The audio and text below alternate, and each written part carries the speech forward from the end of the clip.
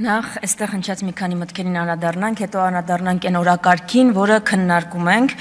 Շնորհակալություն պարոն Ռուբինյան, որ առանց ասելու ինչ է քննարկել Քլչի հետ եւ ինչ է Քլչը ասել ձեր ականջին, իրականում ասում եք ինչ է ասել, որովհետեւ ես ոնց հասկացա ձեր իրական Հայաստանի Նիկոլ Փաշինյան անկյունակարային դրույթներից մեկը դեռևս չհրապարակված հակադաշնակցականությունն է։ Միանգամից հրապարակեք, տենց մի կաշկանդվեք, որովհետեւ նախանձելի է այն ագրեսիան ու այն կիրքը, որով դուք խոսում եք դաշնակցության դեմ։ Դրանով կարակ համեմատվեք կոմունիստների հետ, կարակ համեմատվեք Բաքվի բանտում հայ գերիներին մեղադրանք ներկայացնող դատախազի հետ կարակ համեմատրեք, մեկ էլ ՀՀՇ-ի հետ կարակ համեմատվեք, բայց իրանք մի քիչ ավելի ինտելեկտուալ էին։ Տեղ մրցակցությունը շատ է ձեր, բայց ես խորհուրդ եմ տալիս, հատկապես Արտուր Հովհաննիսյանին շատ եմ խնդրում հնարավորինս հակադաշնակցական ելույթներ ունենա։ Ես դաշնակցության իմիջի բարձրացման, դաշնակցության շուրջ մոբիլիզացիայի ապահովման ավելի լավ տարբերակ չգիտեմ։ Ինձ գլխավոր բանակցողներն են Թուրքիայի ու Ադրբեջանի հետ ամեն բանակցություններից հետո գալիս հակադաշնակցական ելույթներ ունենում։ Դա ընդհանրապես խոսումը ավելի բարձր, քան ցանկացած խոսքերը։ Բայց մի դրվագի ուզում եմ անդրադառնալ, էլի։ Այստեղ մի նարատիվ է նկատվում, այս մարդիկ իրենց համեմատում են առաջին հանրապետության այրերի հետ։ Այսինքն ուզում եմ հասկանալ, ով ում հետ է համեմատվում, էլի։ Այդ տրամաբանության մեջ Նիկոլ Փաշինյանը մեր Արամ Մանուկյանն է։ Այդ մարդու մասին ամենահայտնի պատմություններից մեկը բացի այն, որ պետականաստեղծապետության հիմնադիր է, 0-ից պետությունը տասնյակ հազարավոր քառակուսի կիլոմետր ստեղծած է, Վանի հերոսական ինքնապաշտպանություն կազմակերպած է, ամենահայտնի պատմություններից մեկը տարածված այն է, որ հրաժարվել է տիֆի պատվաստանյութից, որ որբերին դա հասնի։ Այս մարդուն ասում ենք պատավատներից հետ մեկից հրաժարվի, ձեռը չի գնում դա անի։ Ինչը ում հետ ենք համեմատում, կամ այդ տրամաբանության մեջ մեր դրոն բանն է, Սուրեն Պապիկյանն է։ Ձեր ծիծաղն էլ է գալիս, չէ, գիտեմ։ Ասենք բանը Ալեն Սիմոնյանը ով է տեղ։ Հովանես Քաջազնինով ում տղեն նահատակվել է այդ Հայաստանի անկախության համար մղված պատերազմում։ Դաշնակցությունը Հայաստանի անկախության համար մղված պատերազմում ամենաշատ զոհերը տված ուժն է։ Այստեղ գալիս ասում է դաշնակցությունը Հայաստանի անկախությանը դեմ է եղել։ Բայց դաշնակցությունը Հայաստանի անկախությանը դեմ էր։ Դաշնակցական ջոկատները Շահեն Մեղրյանը, Դուշման Վարդանը, Արցախի անտառներում հայկական ուժերի դեմ էին կռվում։ Ինչ էին անում այնտեղ։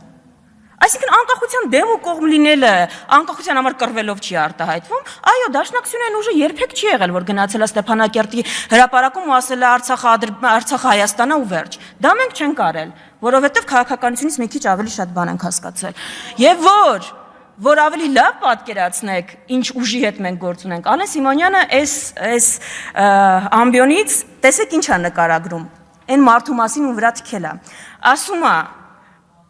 Ասում է որդիներին բանակից ազատած։ Գիտեք ում մասին է խոսում։ Ալեն Սիմոնյանը խոսում է ցեղասպանության հետևանքով Լիբանանում ծնված, հետո Կանադայում բնակություն հաստատած հայի մասին, ով երևի ձեր կոչով իդեպ երևի հենց կարող է նաև ձեր կոչով։ Հայրն է դարձվել է Հայաստան։ Ու այդ մարդուն դուք ասում եք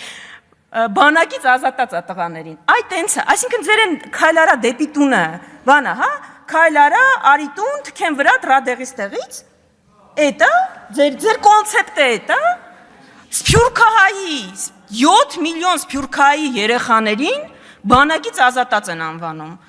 Բանա, էլի, երևակայությունը պիտի ինչ-որ սահմաններ էլ ունենա։ Հիմա գանք արդեն այն օրակարգին, որի մասին, որը քննարկում ենք։ Նիկոլ Փաշինյանը այստեղից փորձում է համոզել մեզ, որ ժողովուրդ ջան, ձեզ սխալ է թվում, ձեր հարկերը չեն բարձրացել, ձեր կյանքը ավելի լավացել է, այդ 25%-անոց գնաճը, որ կա, ու Երևանը, որ երևի տարածաշրջանի ամենաթանկ քաղաքներից մեկն է դարձել, դա ձեզ ընդհանրապես թվում է, այն ճգնաժամը, որ բոլոր ոլորտներում կա,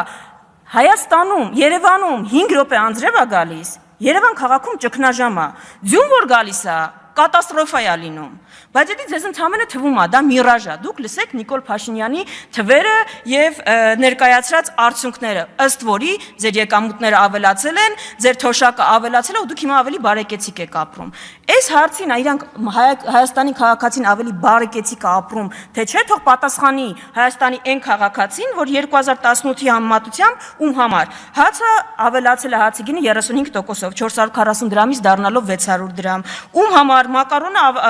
աճել է գրեթե էլի նույնքան 490 դրամից դառնալով 740 դրամ, մթերքի գները տեսել եք դուք հիմա ընդհանրապես, մրգի գները տեսել եք, տրանսպորտը 50%-ով է թանկացել, ու թող ասի հիմա ինքը ավելի շատ բան է կարողանում առնել իր աշխատավարձով, թե 3 տարի առաջ էր օրինակ կարողանում ամենաշատ բանը առնել։ Այս իշխանությունը մեզ ասում է 2024-ը եղել է ամենախաղաղ տարին։ Եթե Սյունիքն էլ տակ, 2025-ը ընդհանրապես խաղաղ կլինի։ Այս կրակոցները մի քիչ ձեր վիճակագրությունը խառնում են։ Սյունիքը որ տակ, այդ կրակոցները կբան կանեն, ու ձեր վիճակագրությունը փայլուն ոչինչ չի խախտի։ Իսկ գիտեք 2024-ը ինչ թվական է եղել։ 2024-ը եղել է թվական, որ Արփի Դավոյանը, Վահագն Ալեքսանյանն ու Նիկոլ Փաշինյանը նստել իրենց վարչության նիստում որոշել են ինչն է Հայաստան, ինչը չէ։ Ու որոշել են, որ օրինակ Տավուշի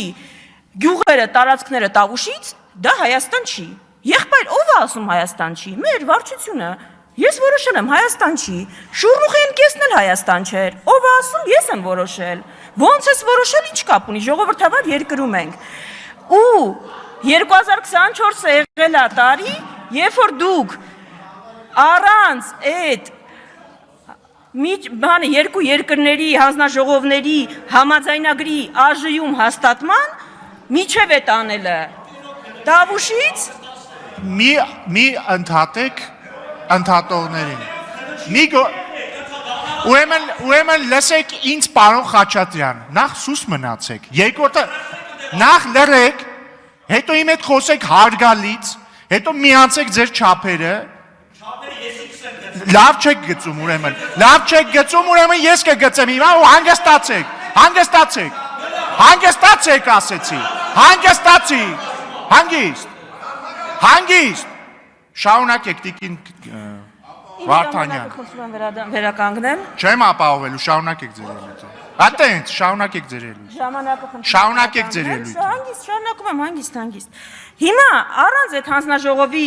այդ փաստաթուղթը հաստատելու Տավուշի ձորքերը ետ եք քաշել ասում ենք միակողմանի զիջումներ եք անում ասում ով է ասել այդ փաստաթղթում ինչ գրած է երկկողմանիա էլի կոնստրուկտիվ առաջարկ ունեմ ձեզ հաջորդ պայմանավորվածությունը ասեք օրինակ կողմերը պարտավորվում են Իսկանդեր չունենալ մի բան է չէ կողմերն են պայմանավորվում ով Իսկանդեր ունի Հայաստանը կողմերը պայմանավորվում են Սևանը չօգտագործել կողմերն են պայմանավորվում ախր դա ինչ կապ ունի ոնց այս նույնն է ինչ որ այն երրորդ կետը կողմերը պայմանավորվում են երրորդ երկրների ուժեղ չտեղակայել սահմանին երկու կողմերն են չէ պայմանավորվում ոչինչ որ մենակ Հայաստանը դրա կարիք ունի Հայաստանն է տեղակայել բանը երրորդ երկրի ուժեր որտեղ դրա կարիքը ունի հիմա առաջնահերթությունների մասին տրամաբանական կլիներ որ այս անվտանգային պայմաններում մեր ամենաշատ մեր ուժերը Այն որ խոսում են թալանից ետ բերված, չգիտեմ, արդյունավետ բյուջե բերված գումարների մեծ մասը գնար ռազմական բյուջե, ու մեր պաշտպանունակությունը ավելանար։ Բայց դա այն դեպքում, եթե այս կառավարության առաջնահերթությունը լիներ պաշտպանունակության բարձրացումը, այդ դեպքում, բայց չէ, այս կառավարության համար թիվ 1 խնդիրը բողոքի ցույց իրականացնող քաղաքացին է։ Այդ դրա համար ՆԳՆ բյուջեն աճել է 18%-ով, պաշտպանության բյուջեն ընդամենը 7%-ով, որովհետև Քաղաքացին է սպառնում Նիկոլ Փաշինյան, բողոք իրականացնող քաղաքացին, սպառնում Նիկոլ Փաշինյանի իշխանությանը։ Այդ բոլոր քաղաքացիներին ու խմբերին դուք ով ձեր դեմ բողոք է արել, կապ չունի ինչ հարցով, տրանսպորտ, խաղողագործներ, գինեգործներ, դուք հրճակել եք ռուսի շպիոններ։ Ձեր համար Մարիա Կարապետյանը, չեմ հիշում, Մարիա Կարապետյանը, Սոնա Ղազարյանը շատ տարբերություն չկա։ Ուրեմն, ըստ այս մարդկանց Ռուսի շպիոն են։ Տիկին Վարդանյան, հարգալից խոսեք, պատկանորեն։ Հարգալից խոսեք։ Դուք էլ տեղից մի արա, դուք էլ լրեք, պարոն Մինասյան։ Պարոն Մինասյան, լրեք։ Դու չի դուքա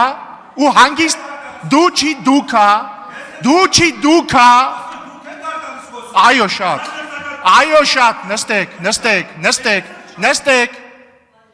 նստեք։ Տիկին Վարդանյան հարգալից շարունակեք։ Սոնա Ղազարյանի եւ Մարիա Կարապետյանների ասածների մեջ տարբերություն չկա։ Ուրեմն, ըստ իրենց ռուսի շպիոն են, Հնչակյանները, ռամկավարները, հայ առաքելական եկեղեցին, դաշնակցությունը ու միակ ինքնիշխանն է Նիկոլ Փաշինյանը, այն Նիկոլ Փաշինյանը, որը ուշադրություն Իլհամ Ալիև, փետրվարի 14, 2024 թվական Հայաստանը պետք է սահմանադրությունից հանի անկախության հռչակագրի մասին հղումը։ Ինքնիշխան Նիկոլ Փաշինյան 2025 թվական ապրիլ 16 ՀՀ նոր սահմանադրությունում չպետք է հղում լինի անկախության հռչակագրին։ Մի հատ էլ հարց էլի, ի՞նչ նոր սահմանադրության մասին եք խոսում։ Ես որքան հիշում եմ, եթե ներքաղաքական օրակարգը մենք խոսում էինք սահմանադրական բարեփոխումների մասին։ Այս նոր սահմանադրությունը որտեղից եկավ։ Ալիևից եկավ, չէ՞։ Մենակ Ալիևն է, որ ի՞նչ նոր սահմանադրություն ընդհանրապես։ Այս նոր սահմանադրության քննարկումները մեզ որտեղից։ Բայց որ կրթելու մասին եք շատ խոսել։ Մենք չենք նեղում, ոչ Դուք ինձ մի 6 անգամ ընդհատել եք, թողեք Ես չեմ ընդհատել, ձեր գործընկերներն են ձեզ ընդհատել, ավարտեք, ունեք 30 վայրկյան, մի քանի րոպեից կավարտեմ։ Մի քանի րոպեից չեք ավարտել, ավարտեք խոսքս, ամբողջական իշխանությունն եք, ես մի խոսքը ձեզ բան չի անելու։ Հիմա բանը նեղանում են, որ ասում ենք Նիկոլ Փաշինյանը այս ազգին չի կարա կրթի։ Եղբայրներ եւ քույրեր, կրթվելը լավ բան է, բայց ով կարա կրթի։ Այս ազգին կարա կրթի Մաշտոցը, Կորյունը, Թումանյանը, Նիկոլ Փաշինյանը ու Աննա Հակոբյանը։ Ինչ պիտի սովորենք։ Ինչ պիտի սովորեցնենք, բայց մի հարցում ես ձեր հետ համաձայն եմ։ Ես ձեր հետ լրիվ համաձայն եմ։ Դուք մաստեր սպորտա, մաստեր կլաս եք ցույց տալիս ռեբրենդինգի ոլորտում։ Այդտեղ պիտի ձեզնից սովորենք, որովհետև դուք Ալիևի ծրագրերի հայաստանյան ռեբրենդինգ իրականացնող ֆիլիալն եք։ Ձեր իրական Հայաստանը Ադրբեջանի արևմտյան Ադրբեջանն է, բայց դա շատ վախենալու է հնչում, համաձայն եմ եւ պիտի վախենալու հնչի։ Հո չի գալու ասեք մենք արևմտյան Ադրբեջան ենք ստե կառուցում։ Պիտի գայիք եւ դա փաթեթավորեիք։ Ու դրա փաթեթավորումը դուք այդ իրական Հայաստան կոնցեպտի ներքո եք իրականացնում։ Եվ վերջում ավարտեմ ելույթի հնարավորություն դեռ կլինի։ Այս պետությունը չի կարա լինի երշիկի ու հարկ տալու մասին։ Այս պետությունը հայկական ինքնության մասին մենակ կարա լինի։ Այդ ինքնության պաշտպանման ու զարգացման։ Ձեր երշիկ կալբասային այդ կոնցեպտը ինչքան էլ ուզենաք արևմտյան Ադրբեջանը դրանով թաքցնել, դա ձեր մոտ չի ստացվելու։ Այսքանը։ Շնորհակալություն, հարգելի դաշնակցական գործընկերներ, ես հասկանում եմ իհարկե որ փաստերի հետ պատմական դժվար է վիճել, բայց փորձեք ձեզ մի քիչ զուսպ պահել։ Ընդմիջում